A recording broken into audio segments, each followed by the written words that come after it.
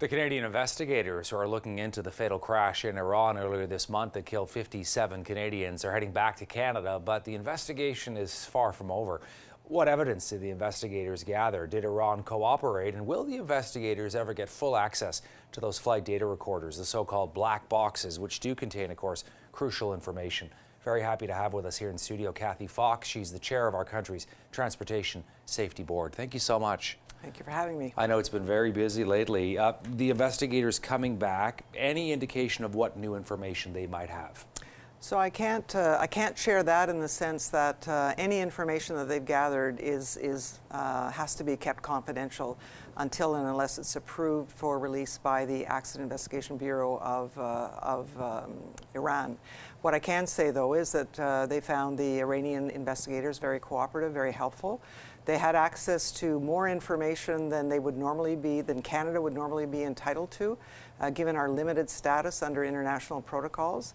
The investigators did have the opportunity to visit the accident site, to view and examine the wreckage, and they just come now from Kiev, where they met with the Ukrainians and the Iranians together to share more information. This is a very complicated process, as you know, right? A lot of players involved here.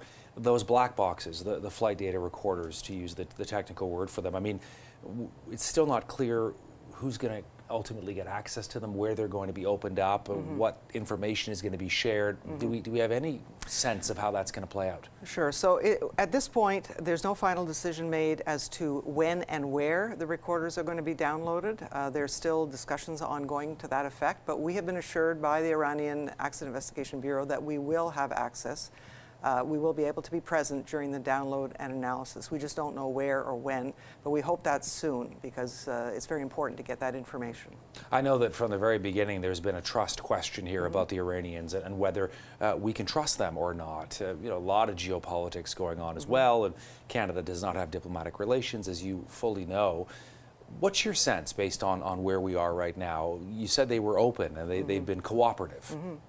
Well, what our investigators have said is that they believe the accident investigators from Iran are trying to do the right thing. They are definitely following the international protocols, and they're pursuing different lines of inquiry to find out what happened on that tragic day.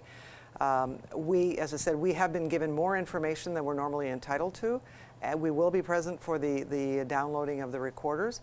What remains to be seen is after that, how much access will Canada be given to continuing to participate in the investigation, given that we don't have, that our status under ICAO, under the International Civil Aviation Organization, is limited. I'm also curious whether you have any concerns so far in all of this.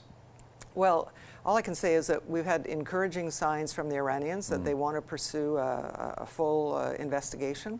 They're giving us information. They're not necessarily giving us all of the information, but they're certainly giving more than we're technically entitled to.